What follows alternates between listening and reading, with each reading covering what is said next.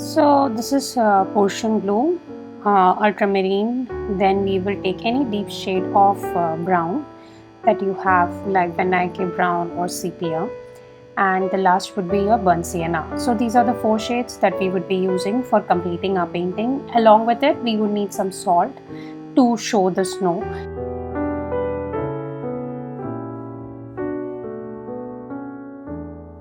Okay guys, so we are on the last painting and it is the first snowfall of the winter during the evening. We start by drawing our horizon and then some small outline of the bushes. Above the bushes we need to paint some trees which are dry because it is almost winter and it is the first snowfall that is happening in winter. There are no leaves on the trees, it would be only some dry branches and dry trees that we would be painting.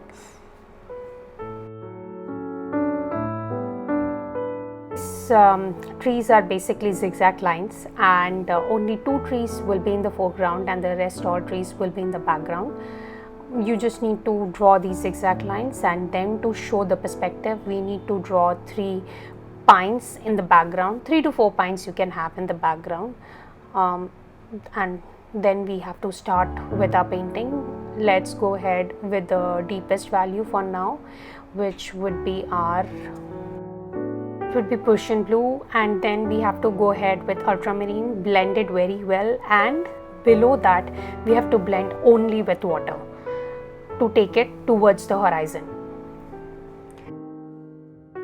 It is a wet on dry technique, which is nothing but I would take my wet paints and apply it on a dry paper. This again, the size of the paper is really small. It is a postcard size paper that we have taken, therefore we do not need to worry much about what we are using as a technique for this particular piece.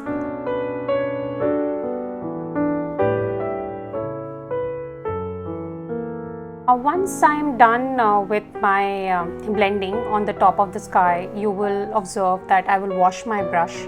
I will dab off any extra paints that I have on my brush and then extend it towards the horizon only and only with water, because towards the horizon it is mostly the white spaces that you would be seeing, as the night sky has not completely fallen and it's basically a gloomy evening that we want to show over here. That's basically the mood of the painting for now. Continue blending your colors, and usually the best blending that I can get is using a flat brush, because that blends very well all the colors that you have. I'm not very particular with the colors that you are using, so for Prussian blue you can use indigo, and for ultramarine you can use any other shade that is very close to it. I'm using some more ultramarine now to show the variation of my colors, because I feel that I need one more layer of ultramarine. As you will always know that whatever is the color that you are seeing right now on your painting will become one shade lighter when your painting dries, and you have to apply a small pinch of salt on top of your painting that would act as your snow. Try to avoid using a lot of salt, because we just need very less amount of salt on your painting. So we will start with our grounds now, and the grounds, if you see, is a very light color of blue that I am using, and from the bottom I am using that blue and blending it towards the top. I just used plain water when I was moving from the horizon towards the bottom.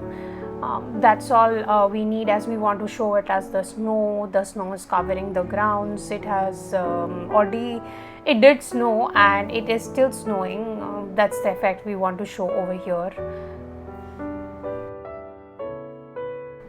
Grounds can never be perfect. They are usually crooked, and that's what we are trying to show with these small lines that we are painting over here.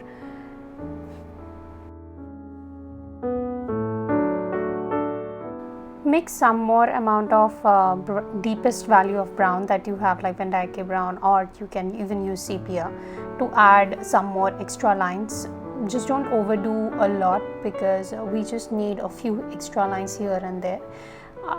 Adding two tones to the ground of course gives an edge, and it even shows that the grounds are not completely covered with snow. There is still some space which is left, and the ground is showing up from below.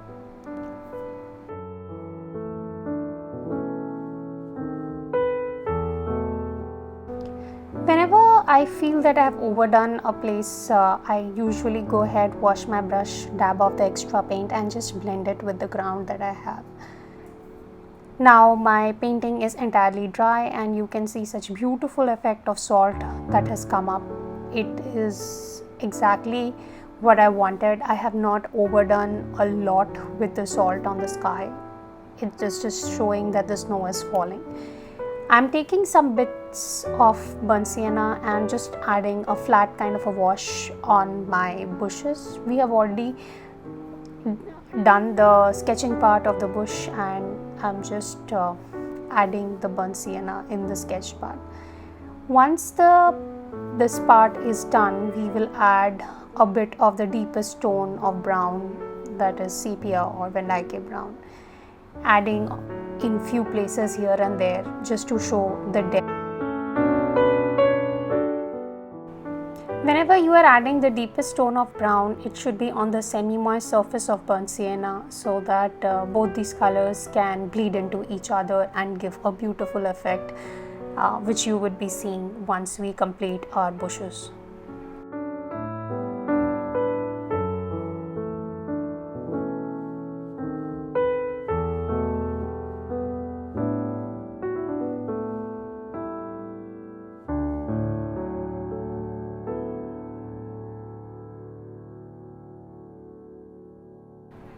My bushes are complete, and you can see that both the colors are bleeding into each other and they are individually being seen. It's not that one of my color has completely overshadowed the other color. I will continue painting on the zigzag lines that I did sketch.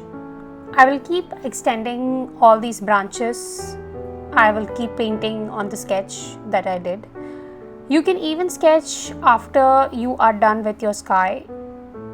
I leave it up to you, but doing a preliminary sketch will always be helpful, because you can understand your composition better. Then if you need to add some branches, you can even add. And I'll just fast forward this process a bit, because there is not much to be explained. It's a simple deepest tone of brown that I've taken on my script liner brush. You can even go for any other mini detailer brush that you have and keep adding these branches.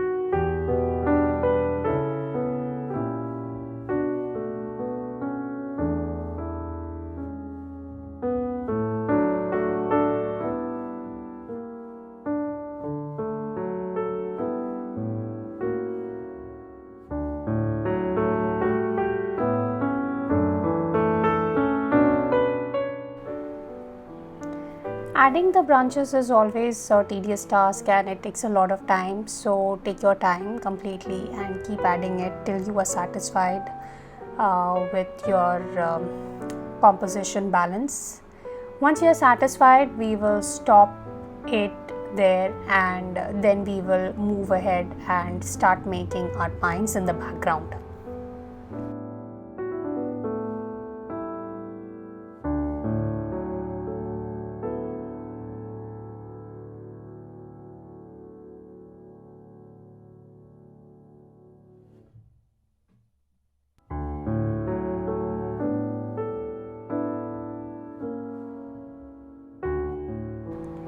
will extend your branches till 2/3 of your painting. I am not trying to occupy the complete sky and paint the entire branch series over there.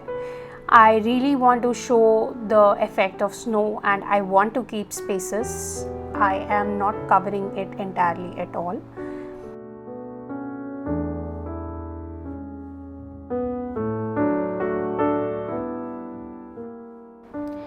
We are done with our branches and I'm pretty happy the way it has turned out.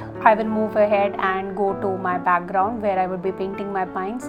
Now these pines are very small in size because it has to show the perspective. There would be just 2 to 3 in numbers or maximum 4.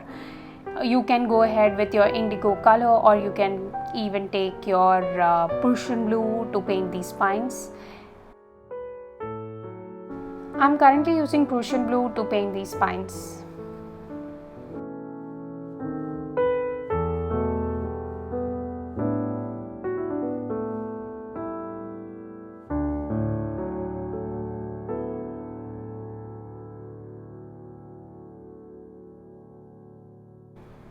Okay, so we have almost reached the end of this painting.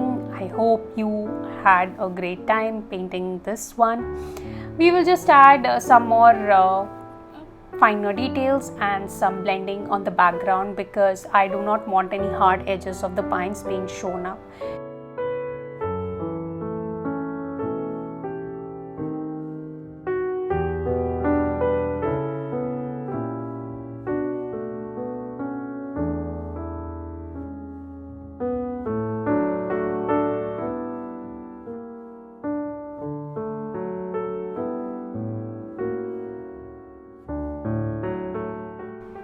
The last step of the painting is taking out all the salt that you have from the paper as our paper is completely dry, and then peel off the tape.